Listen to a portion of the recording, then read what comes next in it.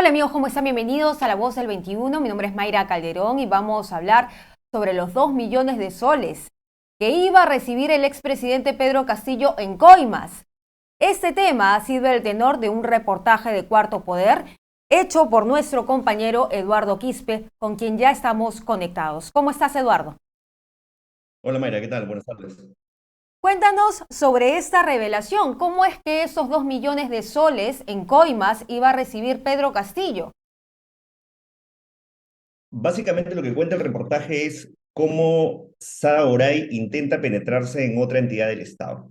En este caso es Cencico. ¿Cuál es la figura y cuál es el botín, por decirlo de alguna forma? Sada Oray le propone a Salatiel Marrufo, el ex jefe de gabinete, de asesores de gabinete del Ministerio de Vivienda, le propone venderle un terreno que ella tenía en Piura, un terreno de 2 hectáreas. Cencico tenía un presupuesto de 18 millones para este terreno, para comprar este terreno, lo tenía ya desde el 2019. Lo que trama Sada Goray y Marrufo es hacer una venta ficticia y de este monto tener una ganancia para los funcionarios públicos de entonces. Esa ganancia iba a ser más o menos de 10 millones de soles, según lo que cuenta un colaborador eficaz. Y de esos 10 millones de soles, lo que Heiner Alvarado le dice a Saletel Marrufo es, 2 millones tienen que ser para Pedro Castillo y tenemos que entregárselo en julio. Esta figura te remarca un hecho desconocido hasta ayer que presentamos el reportaje, que Pedro Castillo iba a recibir una coima de 2 millones de soles en julio, una especie de gratificación, por mantenerlo a Heiner Alvarado en el puesto. Esto se da en un contexto donde Heiner Alvarado ya era una persona cuestionada y sobre todo en julio, que es donde normalmente, como tú bien sabes, se hacen cambios en el ministerio. Ese es, en resumen, la historia y el monto que iba a recibir, la gratis que iba a recibir Pedro Castillo en julio del 2022, que finalmente fue frustrada. ¿Quiénes participaron en toda esta trama? Desde que se buscó el terreno, desde que se dio la idea de ofrecerlo a Cencico, ¿quiénes participan? Nace como una idea de Sada Goray. Recuerda que esto nace en enero del 2022. En enero del 2022, Sada Goray ya había logrado hacer un acto ilegal en el Ministerio de Mi Vivienda, pero en el Fondo Mi Vivienda. Ya había logrado fideicomisos a su favor, un convenio a su favor para vender casas de vivienda social sin supervisión de la SBN. Entonces, en enero del 2022, Sada Goray ya estaba bastante comprometida y tenía una muy buena relación con el gobierno de entonces a través del señor Salatiel Marrufo. Entonces nace esto de Sada Goray y nace porque ella tiene en Piura un terreno de 50 hectáreas en realidad. Pero Sada Goray es una persona en verdad muy hábil, es una empresaria muy hábil en su sector. Y ella dice, yo tengo un terreno de 50 hectáreas. Y Salatiel Marrufo le cuenta que tenía problemas en Cencico. Y ella le dice, justo en Cencico hay una gestión que podríamos concretar. ¿Cuál es esta? Cencico está buscando un terreno porque le había quedado chico el local de Piura. Necesitaban un terreno para construir un local moderno mucho más grande. Entonces Sada le dice, ¿qué te parece si es que yo te dono 2 hectáreas de las 50 que tengo en Piura y de esa manera yo revalorizo mi terreno?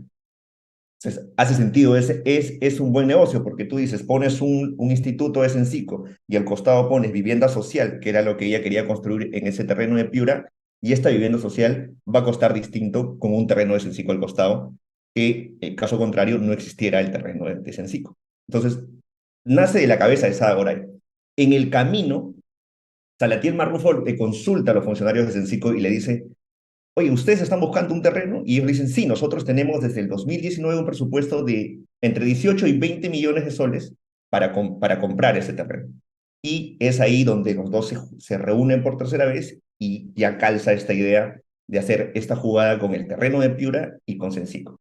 Quienes participan directamente es Sada Goray, de quien nace la idea, Salatiel Marrufo, quien la gestiona, Keiner Alvarado, quien la aprueba, y finalmente esto decanta en la promesa de Heiner Alvarado a Pedro Castillo de darle una coima de 2 millones de soles por esta gestión. Claro, esa misma mecánica se puede haber replicado en otros proyectos parecidos, porque cuando se habló con la ministra de Vivienda, Jania Pérez de Cuellar, ella dijo que lo que se había instalado en el Ministerio de Vivienda era sin duda una mafia, un cartel, donde estaba involucrado además Heiner Alvarado, ya se ha visto también las investigaciones, pero se hablaba en ese entonces de aproximadamente un total de 13 proyectos parecidos que podrían estar bajo esta misma modalidad. ¿Cómo tú percibes la cosa? Yo creo que lo que hizo Sada Goray en verdad fue penetrar al Ministerio de Vivienda en general, ¿no? Y digamos, tú tienes cuatro instituciones muy claras donde ella ingresa y las toma temporalmente, pero las toma. Uno es el Fondo Mi Vivienda, donde logra los convenios que ya todos conocemos, logra la firma del convenio, logra fideicomisos a su favor, le dan bonos hasta de 12 millones de soles por esto para que ella empiece a construir y luego vender. Toma la SBN porque también en un Cuarto Poder presentamos un reportaje donde ella irregularmente eh, formaliza un terreno que le pertenecía al Estado, que había una discusión judicial, sale una gestión administrativa a su favor, eso es completamente ilegal. Entonces, ahí tienes dos, tienes el Fondo de Vivienda y tienes la SBN. El tercero es los registros públicos de SUNAT, que si bien es cierto, no pertenece a vivienda, sino pertenece al Ministerio de Justicia, los registros públicos es, digamos, la cereza del pastel en cualquier gestión con respecto a terrenos que tú hagas, porque es donde tú finalmente inscribes una propiedad. Y la cuarta entidad que se conoció ayer es Censico, ¿no? Censico no solo, se conoce Censico como una institución que capacita, es una de sus funciones, pero también es una institución que investiga y que genera normas. Esto no se conoce mucho, pero las normas son importantes en el sector construcción porque lo que hace básicamente Censico es te da un parámetro de cómo tú debes construir técnicamente, digamos, una vivienda, un edificio, tienen una opinión. Y esto en el sector vivienda, el sector donde Sada Goray hacía sus negocios, era realmente importante y vital. Ahora, tanto Sada Goray como Salatiel Marrufo han dado a conocer estos hechos en específico a la Fiscalía, ¿o son hechos que la Fiscalía ha ido encontrando en el camino?